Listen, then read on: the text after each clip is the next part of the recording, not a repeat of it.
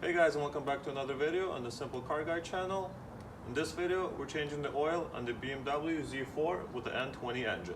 At the dealer, you can probably expect to pay anywhere from $120 to $150 for the oil change in one of these cars.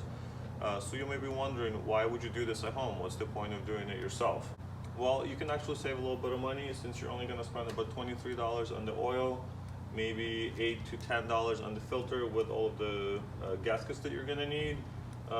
And even if you buy the tools separately that you're gonna need, like this tool or any other ones that I'm gonna show you later, you're still gonna be well under $50. So overall, you're saving way more than $50 just by doing this yourself. Not only do you get to save a little bit of money, you also get a peace of mind that the job is done right and you have proper oil and filter in your car. You also get to see what comes out of your car, so you get to see the health of your engine. Now let's take a look at all of the stuff that you're gonna need in order to do this at home. Other than the jack and the jack stands, this is all you're going to need to perform the oil change on your N20 engine. Of course, you will need to get new oil. I go for the Castrol Edge 5W30. This seems to be a very good oil for this N20 engine.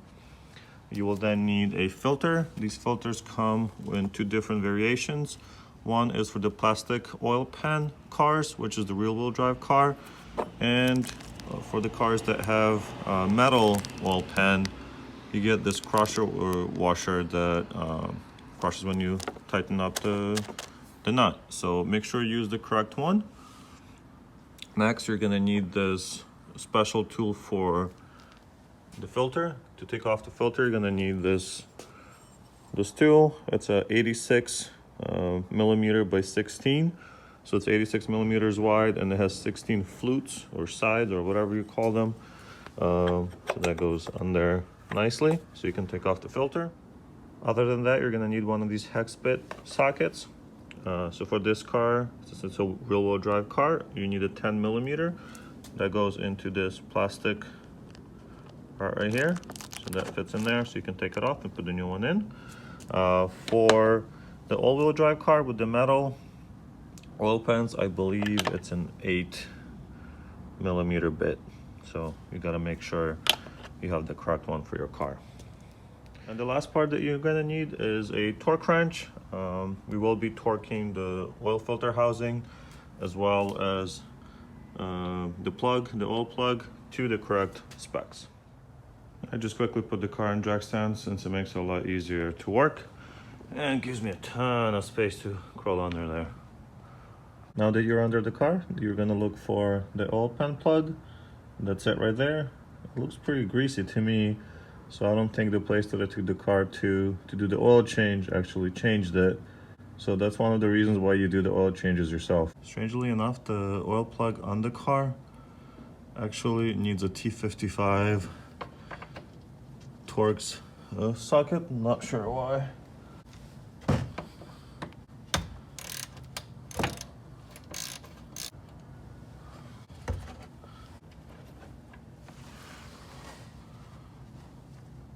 There it goes. Just gonna let it drain now. While the oil is draining, we can take off the oil filter housing. Just gonna use our special tool. It definitely seems like it was too tight on there. When we're done, we're gonna put it to spec.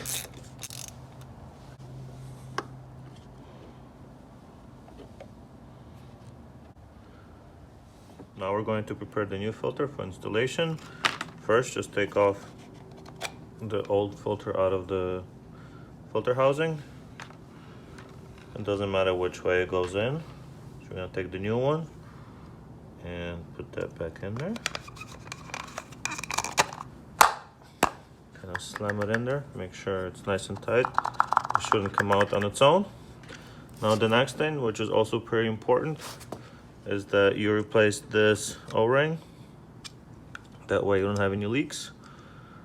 This O-ring seems pretty good, but replace it anyway. It comes with the filter. Before you do so, dab your finger in a little bit of oil and just kind of lube it up a little bit. That's it. Put that back on. I like to use this little hook. It was like a few cents for a set of them at Harbor Freight. There you go. It's seated properly. That's it. It's ready to be put in back in the car. In order to do this properly, we're going to use a torque wrench. It needs to be set to 25 Newton meters or 18.5 pound-feet of torque, which is what I'm going to do now. It's at 15 right now, 16, 17, 18 and a half. Tighten it. Ready to go.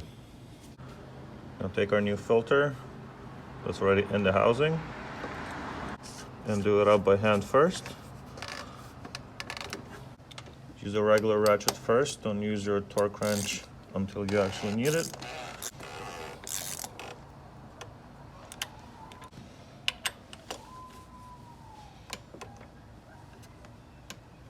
That's it. It clicks, that's all you need. You don't want to over tighten these. If it's stuck on there, just stick a long extension in and wiggle it about. Done. Now you want to make sure that your oil plug is the same as the old one, which this one is, even though the size of the bit that you need is slightly different. It doesn't really matter. What matters is everything else is the same.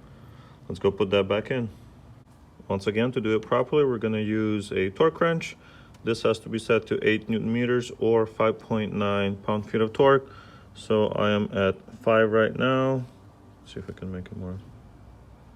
I'm at 5 right now. I'm just going to add almost a 1. That's it. As you can see, the oil has pretty much stopped dripping. So I'm going to put the new oil plug in. I'm going to do it by hand first.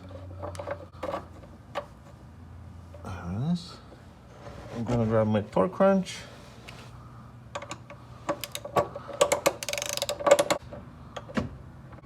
That is all you need to go any tighter or you will break the plug. You are now done under the car. Now we're going to fill up the car with some brand new oil. I use 5W30. Just open it up. I'm going to use a funnel so I don't want to make any mess.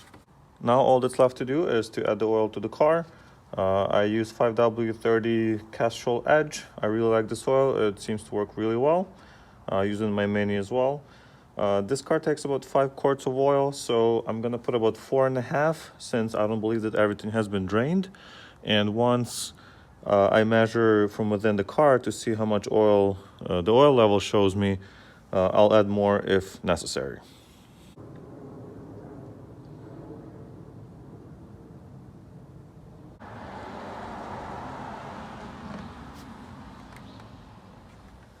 All right, so we're at 4.5 quarts. Let's go start the car and warm it up.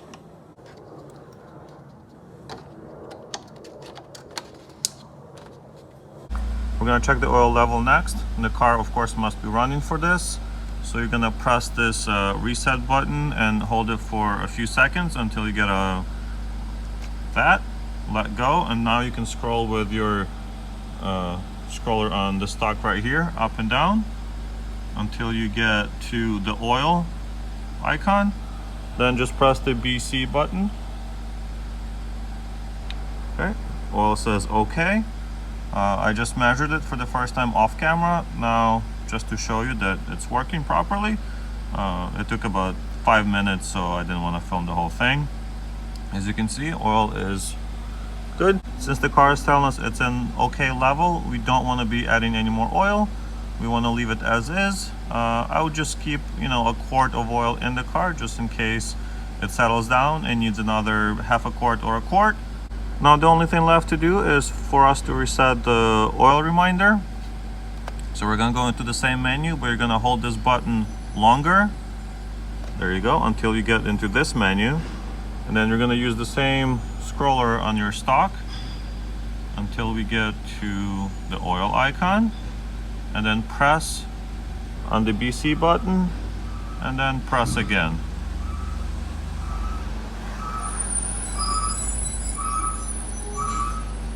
There you go. It is now reset to 12,000 miles. I definitely don't recommend going 12,000 miles without changing your oil. I change mine in this car every 3,000 to 5,000 miles because I drive it pretty aggressively. If you drive slow and easy, you might want to change it every 5,000 to 7,000 miles. So thank you guys so much for watching. I hope it helped you change the oil in your own car. If you're interested in more BMW DIYs, subscribe to the channel, like the video, and I'll be sure to make a lot more. If you have found my content useful, please like the video, subscribe to the channel, as it really helps out.